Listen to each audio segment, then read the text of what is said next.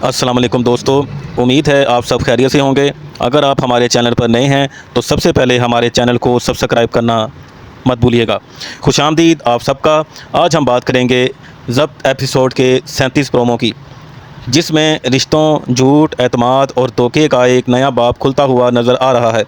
इस मुख्तसर से प्रोमो में कई ऐसे इशारे दिए गए हैं जो आने वाली किस्त को इंतहाई दिलचस्प बना सकते हैं। आइए एक एक सीन को तफसील से देखते हैं। सबसे पहले प्रोमो में हम देखते हैं कि रिमला ओन के साथ एक रेस्टोरेंट में बैठी हुई है। रिमला बड़ी बेबाकी से कहती है कि मुझे बस पैसों से गर्ज है, तुमसे तो ओन मुझे अब कोई उम्मीद बाकी नहीं रही। ये मकालमा वाज़िया करता है कि रिमला की तरजीह मोहब्बत या रिश्ता नहीं बल्कि दौलत है।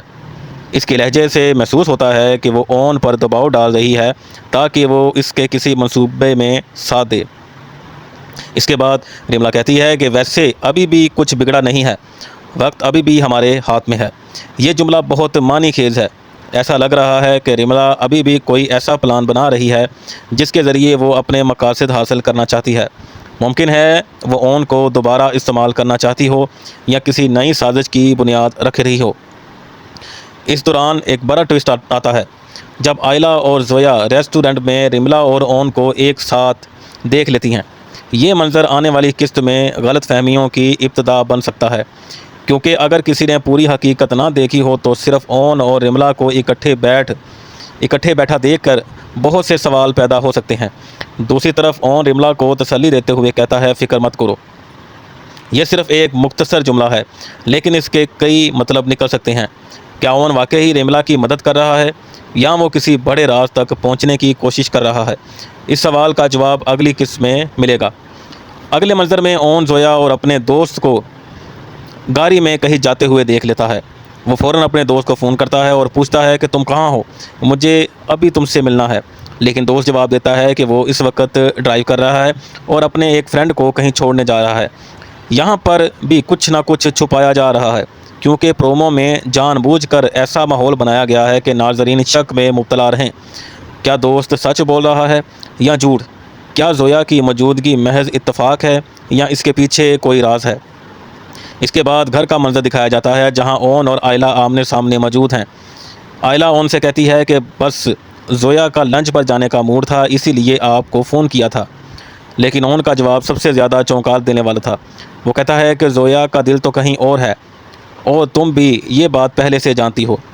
ये जुमला इस बात की तरफ इशारा करता है कि ओन को किसी हकीकत का इल्म हो चुका है, या कम अज़ कम वो किसी शक पर ज़रूर है। आयला हैरान होकर पूछती है मतलब? तो ओन जवाब देता है मतलब ये कि मुझे झूठ से सख्त नफ़रत है। और फ़ौरन आयला भी जवाब देती है कि मुझे भी झूठ से सख्त नफ़रत है। ये दोनों मकालमे पूरी किस्त का मरकज़ी नुक्ता महसूस होते हैं। ऐसा लग रहा है कि अब सच और झूठ की जंग शुरू होने वाली है, जहां किसी न किसी किरदार का राज ज़रूर सामने आएगा। अब बात करते हैं अपने तज्ज़िये की। मेरे ख्याल में इस प्रोमो का असल मकसद नाज़रीन को कंफ्यूज करना है। ड्रामे के डायरेक्टर ने जानबूझकर ऐसे सीन मुंतखब किए हैं जिनसे हर किरदार मशकूक नज़र आए। रिमला का पैसों के लिए सब कुछ करने का रवैया बता रहा है कि वो अभी भी अपनी चालें चलने से बाज नहीं आएगी। दूसरी तरफ ओन का रवैया काफ़ी संजीदा दिखाई दे रहा है। मुमकिन है वो किसी हकीकत तक पहुंच चुका हो, लेकिन अभी पूरी बात किसी को बताना नहीं चाहता। जोया के बारे में भी शकूक पैदा किए गए हैं, लेकिन मुमकिन है हकीकत कुछ और हो और प्रोमो सिर्फ सस्पेंस पैदा करने के लिए इस अंदाज में एडिट किया गया हो। आयला भी अब खामोश रहने वाली नहीं लगती।